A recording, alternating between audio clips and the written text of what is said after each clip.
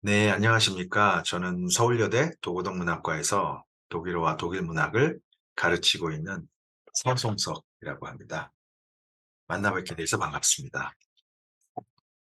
제가 오늘 여러분들에게 전해드리고자 하는 주제는 독일 바이마르 고전주의의 교양 개념입니다. 교양이란 말은 낯선 개념은 아니죠. 일상에서도 쓰고 있으니까요. 예컨대 어떻습니까? 지식이 풍부한 사람, 아는 게 많거나 식견이 넓은 사람, 상식이 많은 사람, 그리고 예의범절이 좋은 사람, 예의범절을 잘 갖춘 사람, 또는 예술을 잘 이해하는 사람, 음악 미술, 조예가 깊은 사람, 여러 맥락에서 쓰이고 있죠. 남을 잘 배려하는 사람도 저 사람 참 교양이 있다. 이렇게 포함해서 쓰고 있지 않나 하는 생각인데요. 오늘 제가 말씀드리려는 이 바이마르 고전주의의 교양 개념은 이보다 훨씬 깊은 그리고 넓은 뜻을 가지고 있습니다.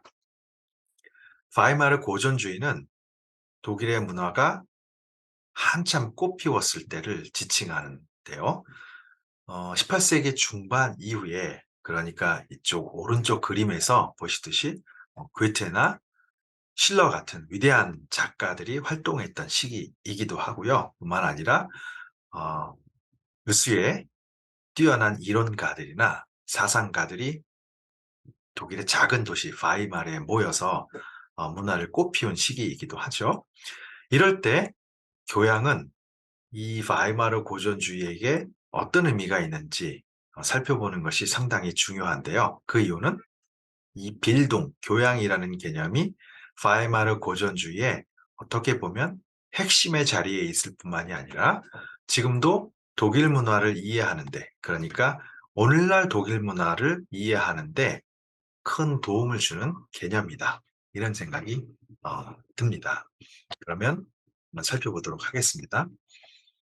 이 교양이라는 개념은 고대에도 있었고 중세에도 있었습니다. 그런데 18세기에 들어와서 교양 개념의 세속화로 불릴 만한 특징을 볼 수가 있는데요.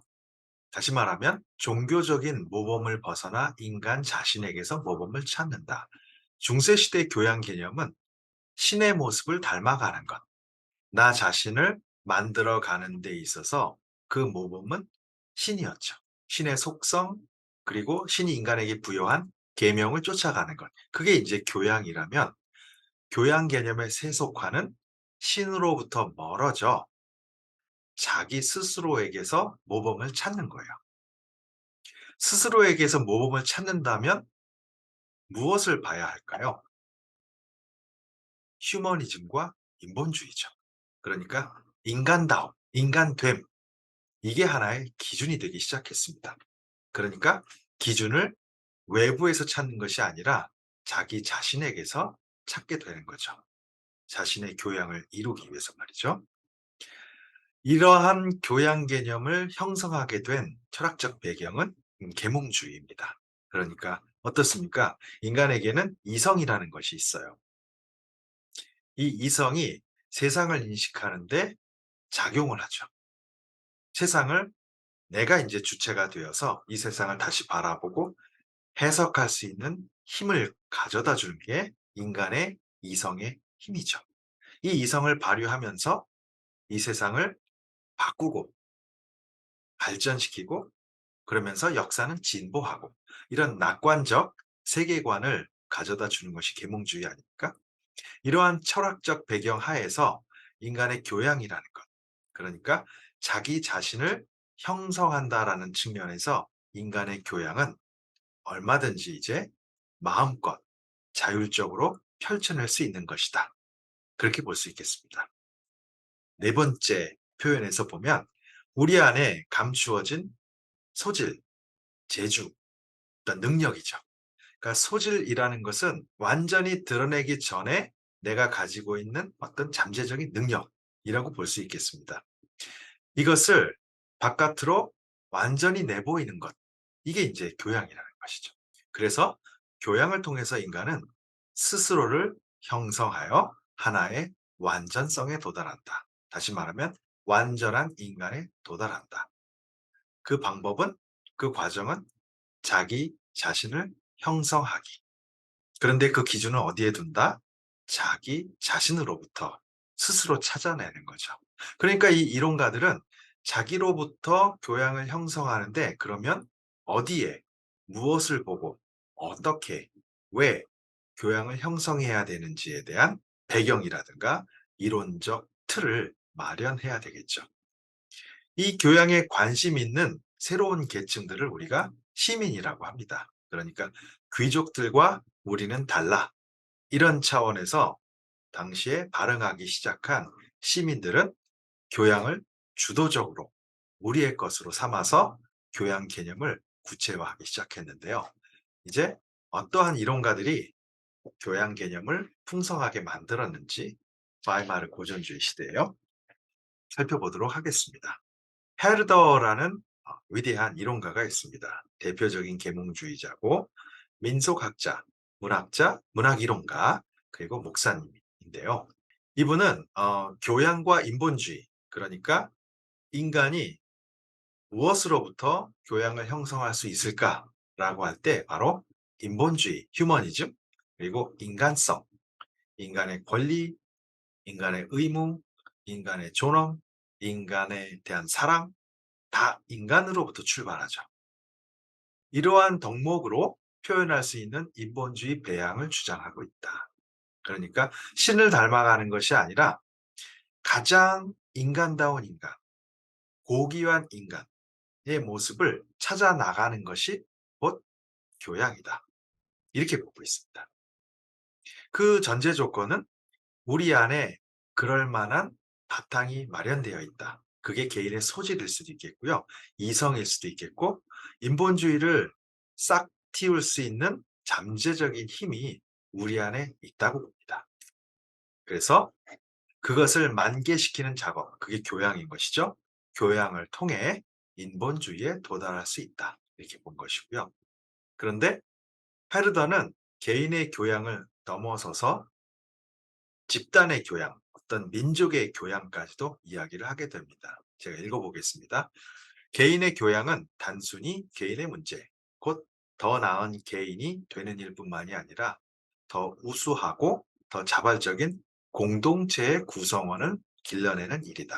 다시 말하면 하나의 공동체를 의식하는 그러한 교양을 언급을 하고 있는 것이죠. 그러니까 각 개인이 주체적으로 자신의 교양을 개발시키는 것도 중요하지만 결국 사람은 공동체를 이루고 하나의 민족 구성하지 않겠습니까? 그런 점에서 공동체 구성원이라는 측면에서도 교양의 중요성을 언급하고 있다. 이렇게 볼 수가 있겠고요. 자, 위대한 작가 괴테에도 교양을 언급을 했습니다. 괴테는요, 유기적으로 성장하는 과정, 이렇게 말하네요. 유기적으로 성장한다는 것은 동물이나 식물이 자라는 것과 유사하다. 이렇게 볼 수가 있겠는데요. 그러니까 우리가 자란다라는 것은 어떤 분명한 단계, 뚜렷한 매듭이 사실은 보이지 않아요. 식물이 자라는 것을 아무리 눈으로 확인해도 잘 보이지 않죠. 그런데 일주일이 지나고 아니면 한 달이 지나서 다시 보면 어느새 불쑥 커져 있죠. 그러니까 눈에 뚜렷하게 보이지 않아도 성장하는 그런 관점에서 교양을 이야기하고 있습니다. 그러나 멈추지는 않아요. 끊임없는 지속적인 그런 교양을 언급을 하고 있죠. 또 하나 주목할 것은 개인과 사회의 조화를 이룬다.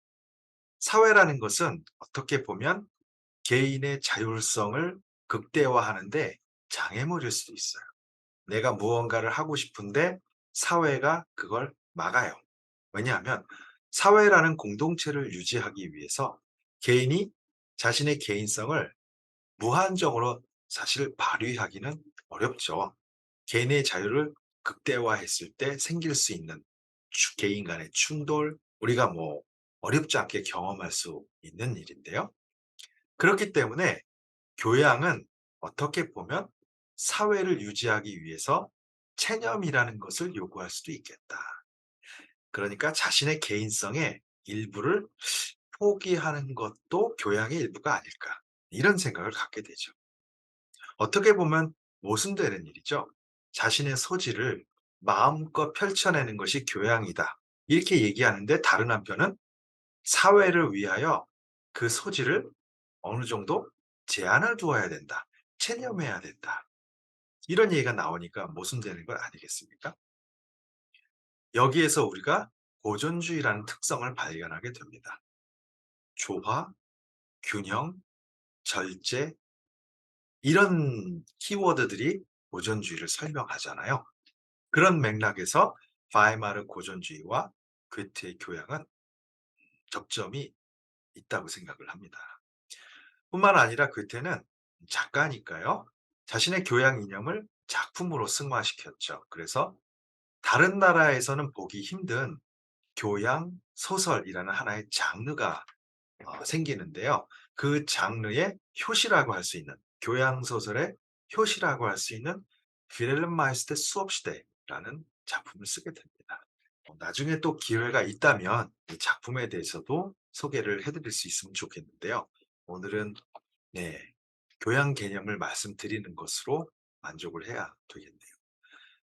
괴테의 절친이라고 할 수가 있겠네요. 프리드리히 실러가 역시 교양을 이야기했습니다. 실러는 극작가이긴 하지만 드라마로 얘기를 했다기보다도 어떤 저서가 있거든요. 그 저서를 통해서 교양을 이야기했습니다. 교양은 문화 국가로 나아가는 길이다. 국가를 언급했네요. 어떤 의미일까요? 프랑스 혁명에 대한 환멸. 그러니까 민중혁명이지 않습니까? 혁명 자체는 환영할 일이긴 하지만 아쉬움이 큽니다. 왜요? 너무 많은 피를 흘렸기 때문에. 우리가 인간다운 인간이었다면 그렇게 서로의 목을 베는 일을 할 수 있을까? 폭력과 피가 난무하는 그런 혁명을 일으킬 수 있을까? 너무도 비인간적인 어떻게 보면 그런 일들이 벌어진 거 아닙니까? 결코 혁명을 통한 아름다운 국가, 국가로서의 국가 이루어질 수 없다고 판단한 거죠. 그래서 실러는 아주 이상적인 방법을 선택을 하게 됩니다. 그것이 이거예요. 인간이 각자가 아름다운 인간이 되는 길을 찾아라. 인간이 아름다워지면 피를 부르거나 폭력을 부르는 일은 있을 수 없지 않겠는가. 상당히 이상적인 이야기죠. 그래서 아름다운 인간이 되는 길, 이것이 바로 교양이고, 교양은 문화국가로 나아간다. 실러가 그러니까 꿈꾸는 아주 이상적인 국가가 문화국가라고 하는 것이죠. 그러니까 아름다운 인간이 된다면, 곧 인간이 미적 상태에 이른다면 그때야 비로소 진정한 자유, 프랑스 혁명이 이루지 못한 참 자유를 얻을 수 있다라고 봅니다.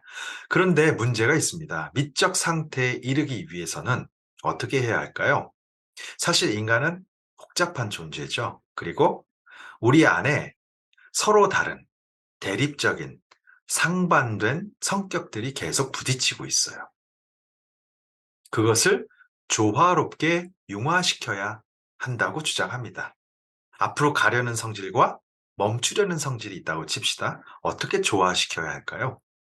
하나는 계속 나아가려고 하고 하나는 멈추려고 한다면 그런 두 가지 성향을 조화시켰을 때 실러는 아름다움에 도달했다. 이렇게 봅니다. 여기에서 예술이 일정 역할을 하게 되는데요. 그 이야기도 기회가 있으면 또 할 수가 있겠네요. 네, 실러의 마지막 결론입니다. 아름다운 인간들이 모인 국가, 그러니까 인간이 미적인 상태에 이르렀을 때 생길 수 있는 국가, 그 국가를 한마디로 말하면 인간이 두 충동을 조절하고 앞으로 가려는, 멈추려는, 대립되는 충동을 조절하고 각각의 한계를 일깨우는 일에 성공했을 때 문화 국가가 이루어진다. 결국 고전주의적 특성을 보여주죠. 융합, 절제, 조화, 균형 이런 맥락에서 실러도 교양을 이해하고 있다라고 볼 수 있겠습니다. 네, 지금까지 바이마르 고전주의를 특징 짓는 교양에 대해서 말씀을 드렸는데요. 이상적인 이야기이죠. 그럼에도 불구하고 조금씩 조금씩 독일 사회에서 지금까지도 이 교양의 이념을 실천하려는 노력들이 몇몇 여기저기 영역에서 볼 수 있다는 점은 상당히 흥미롭다고 생각합니다. 네, 끝까지 들어주셔서 감사하고 앞으로도 기회가 된다면 독일 문화 그리고 파이마르 고전주의를 특징 짓는 여러 이야기를 나눌 수 있으면 좋겠습니다. 감사합니다. 또 뵙겠습니다.